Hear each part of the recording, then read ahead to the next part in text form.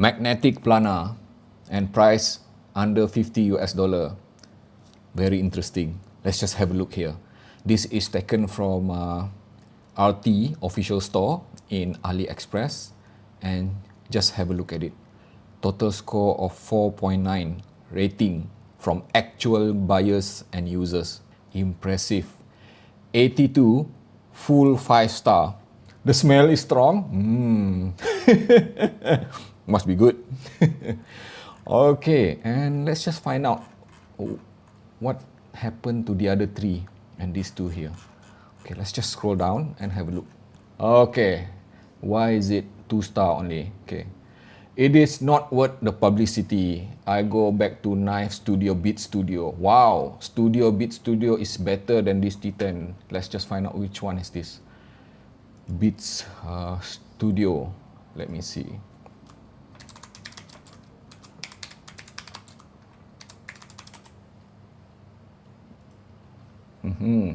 Oh, it's this one. Okay, I can respect that.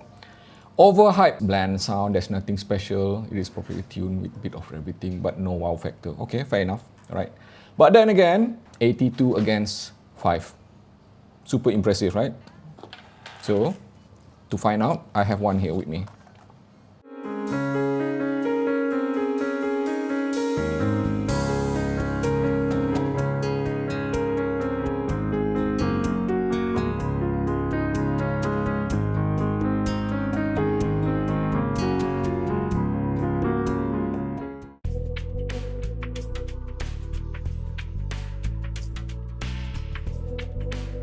Looking at the build and the construction itself, I would say that fairly, this T10 is an impressive unit, solid unit, despite the not so impressive look. Because if you look at the build and the design itself, let's just have a look at the IEM. It is pretty much very simple, plastic kind of look, which I think is still a hard resin with this aluminum faceplate, with this boring kind of design, which is cylinder.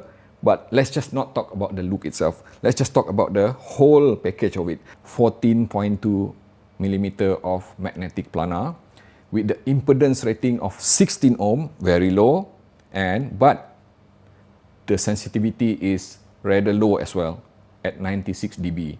So does it mean that this thing is easy to drive, difficult to drive? Let's just find out. Let me just share with you. This thing needs power.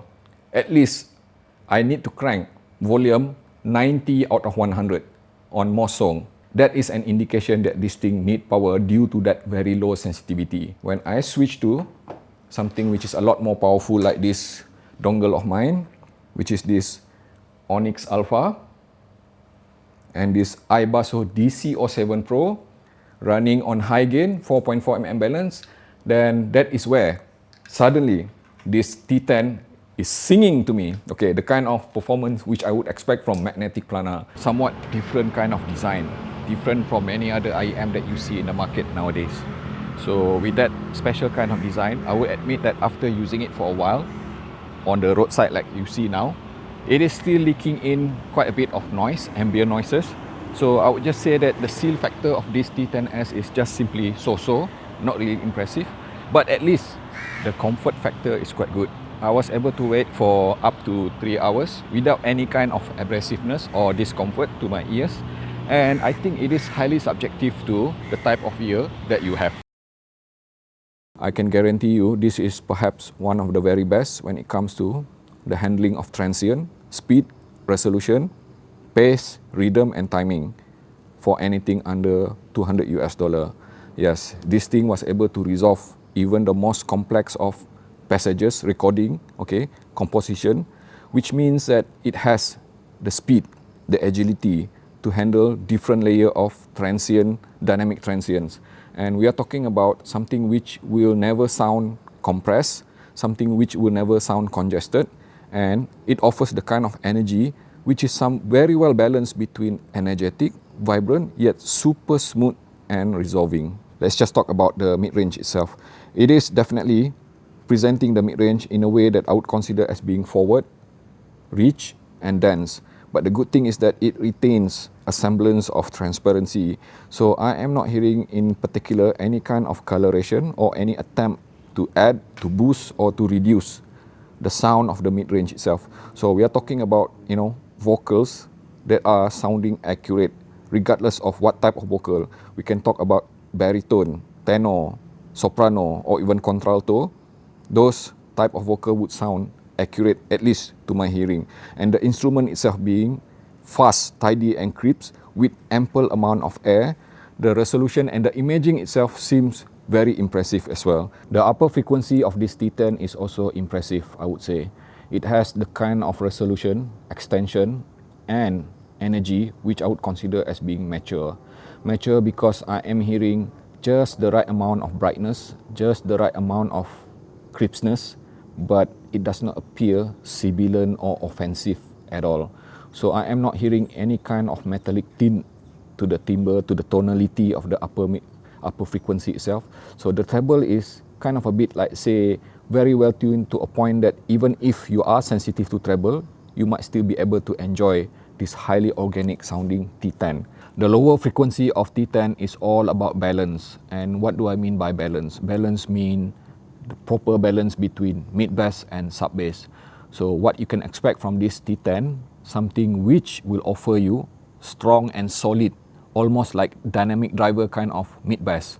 And it is impactful, punchy, and offer the kind of rumble which I find pleasing, exciting, but at the same time, it does not sacrifice the sub-bass. So you get mid-bass and sub-bass very well presented.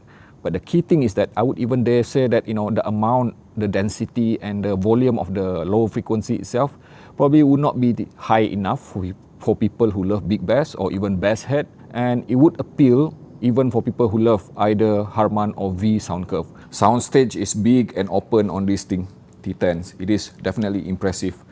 Some of the best which I have heard in this price range, which is super immersive, flowing with air all over the place, especially if I listen to something which is like, Philharmonic Orchestra or classical music or even rock and metal. However, I like to mention that when it comes to certain element like, holographic spatial imaging and presentation, it is fairly good when I tried for gaming, and I was able to use it, immersive enough. But I do feel that when it comes to spatial positioning and pinpoint accuracy, it's kind of a bit lacking if I were to compare it with some other competition in the market, especially hybrid or even multiple drivers IEM. Hello everyone, let me officially introduce Oreo, the little brother to Geoff, which is sleeping over the corner there. The most impressive thing which I have experienced while testing between these two, which is RT T10s with this MP145, is that how similar they are when it comes to the presentation of the sound itself. Both are definitely the kind of sound which I love. In general, I would say that the tuning being V sound curve. So let's just talk about the difference itself, okay? The first and foremost, the most prominent difference after switching between the two of them, like back and forth, I will admit that the MP145 still superior when it comes to outright imaging and resolution, and also a bit more of extension, crispness with the imaging of the extension itself. So if you want a bit more of detail, okay, MP145 is still the one that is superior. The T10s is definitely more forward and bolder with the mid-range itself. It is also more dense with the lower frequency itself. In a simplest way, that I would say that if you want a bit more of bass, a bit more of, let's say, body to the lower frequency itself, T10 is the one to go for over this MP145. Compare against this favorite of mine, which is Sivgar Nightingale, I would just simply say that both of them would appear strong with the mid-range, but of course, this Nightingale is still the one with the most frontal mid-range. And I would even say that this Nightingale is definitely the one which is warmer sounding, more organic, and less bright with the upper frequency. This is in fact almost identical sounding to Lecture S12. Yes, you are hearing me right.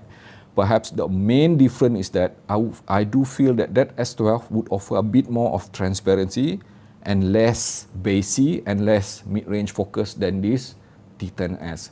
Super impressive, right?